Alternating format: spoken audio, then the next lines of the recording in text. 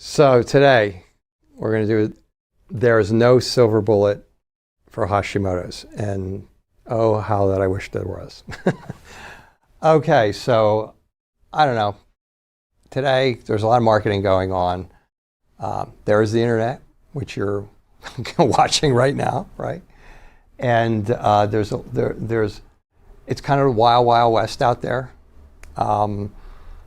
There's nobody that really goes in, and I'm okay with this. I don't want to start getting into the whole controversy today of censorship and all that type of stuff. But the reality is there's nobody out there censoring people in this area, going, oh no, that doesn't work, or this works, or that miracle diet's going to work, and so on and so forth. And so I'm getting a lot more people coming to me with, have you heard of this diet? Is that diet? How come you haven't put it out a book? Oh, I read this book, and this book says that. I had one yesterday. It came out with the intuitive mystic guy who said, okay, it's all Epstein-Barr virus, which it's not all Epstein-Barr virus. And so I get so much of this. I'm getting so much more of it and more of it, more of it, more of it. So the reality is there's no magic bullet. Look, Hashimoto's is complex. I should have gone over there and pulled out of my what I call my own control manual, the 10 pages that I go through to assess every single Hashimoto's case to make sure that I haven't missed any aspect of what could possibly be blowing them up. There's 40 different triggers to Hashimoto's. 40. There's 40. And actually I think there's going to be 41 or 42 by the end of this year, just based on what I'm seeing relative to the COVID thing and some other things. And nobody has all those. Nobody has all those triggers. Who has 8 and who has 14 and who also has 8, but they're a different 8 than this person has over here. And so there's just a certain complexity to the condition that is unfortunate, but it's there.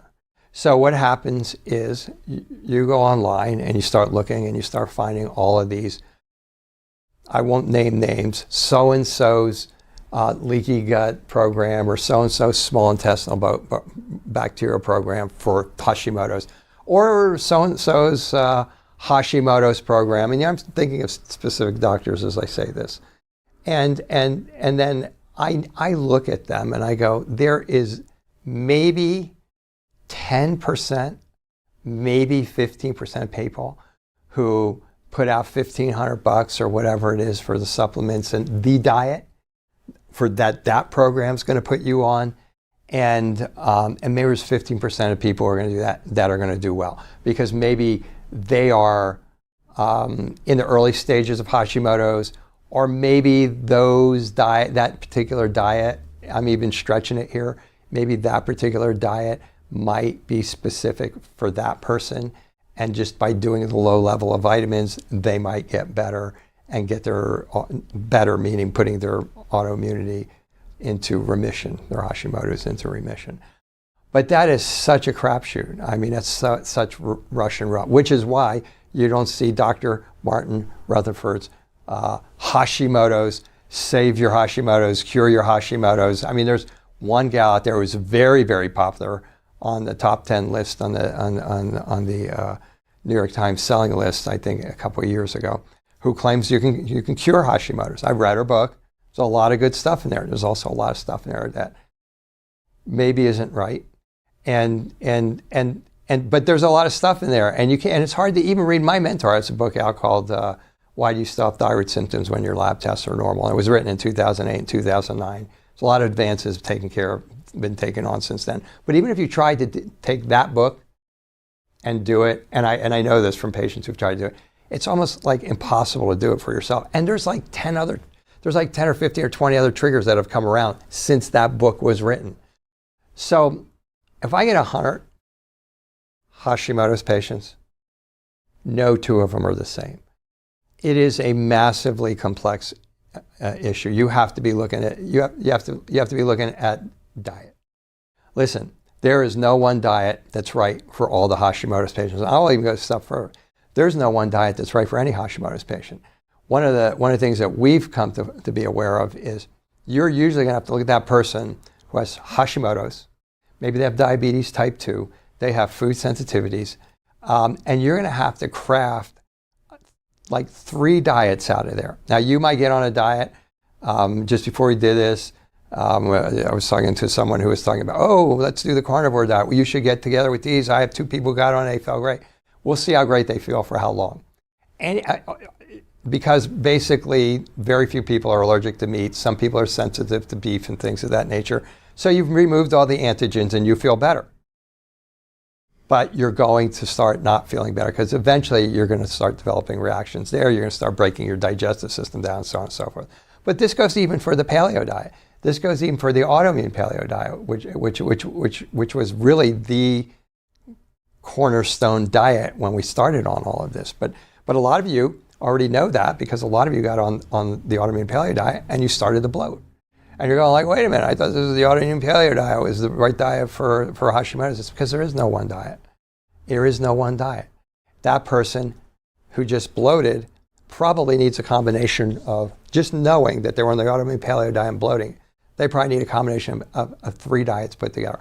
And if that person happens to have ulcers, then that's 4 diets that you need to manipulate together to give to that person to get their system to a baseline. And that person's going to feel better. But they're not going to be, but the vast majority of the time, the diet alone is not going to do it. You're going to have to fix what caused the problems that made you have to figure out what the 4 diets were for that patient in the first place. If that person's chronically stressed, and who's stressed coming into my office? Like everybody, okay?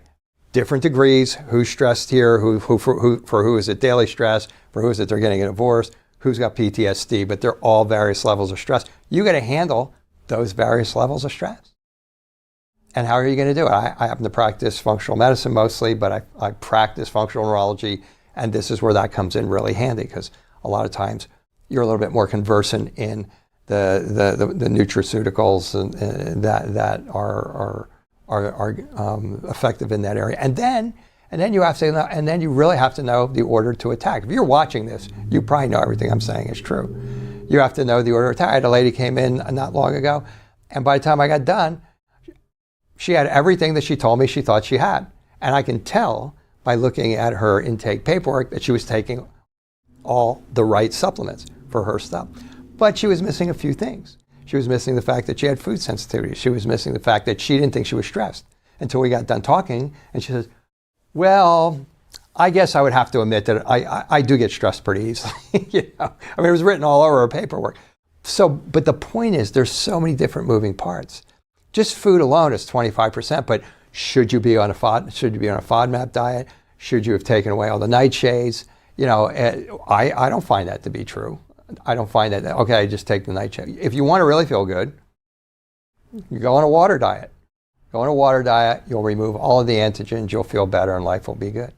So there's no one silver bullet for this. And if so many people are looking for the generic, you know, a lot of these programs online are generic.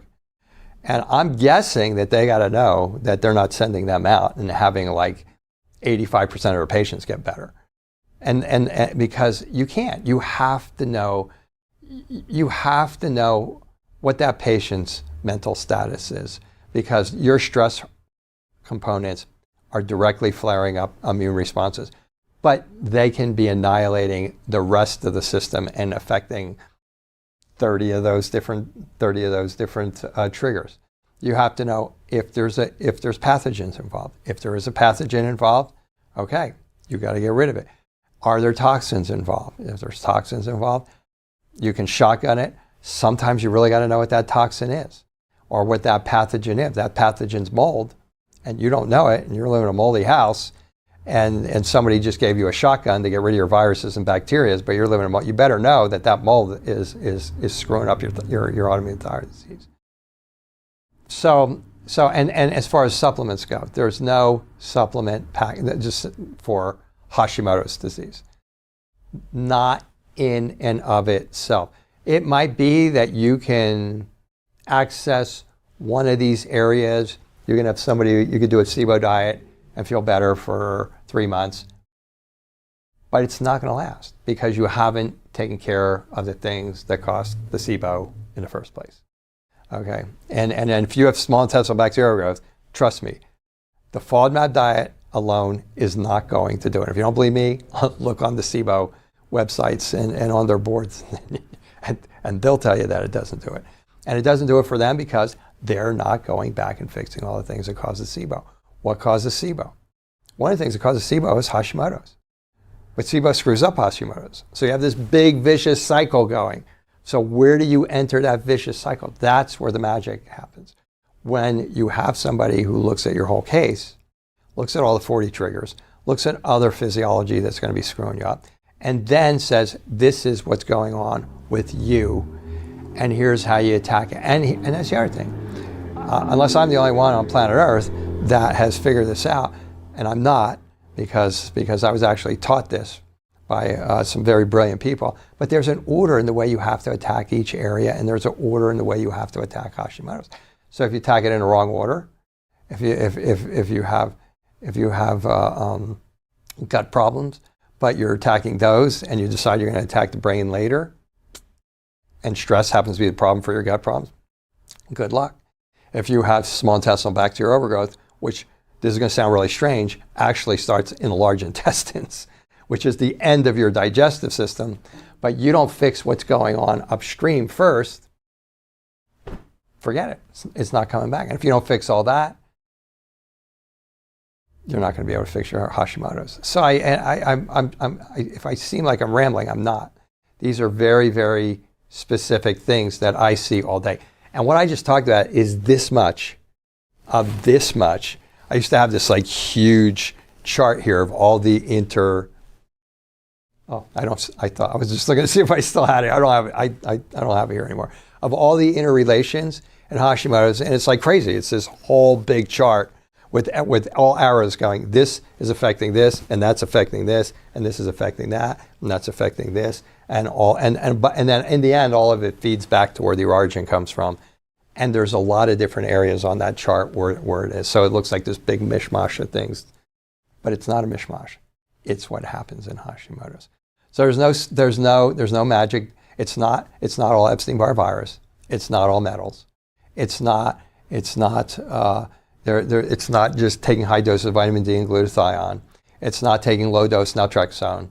If you're watching this, you already probably know it's not taking just thyroid medication, and I'm not anti-thyroid medication. But I'm just saying, that's not the silver bullet.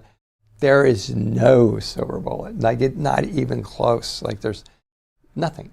There is nothing that is even close that's going to give you a long-term response, that's going to dampen the immune responses against your thyroid. Even if you're in the lower end of the spectrum, even if you're not in the severe spectrum, there's no one thing. It's not going to be the selenium, it's not going to be the zinc, it's not going to be the myo-inositol. You can take all those, you might get a little bump from them, you might get a little bit of a change, but it's not going to handle the overall goal of putting Hashimoto's thyroiditis into remission to where it's not getting attacked anymore. Doesn't exist. If it does, send it to me. I'm open to it. Make my life so much easier. But I don't think that's going to happen. So no silver bullet for Hashimoto's disease.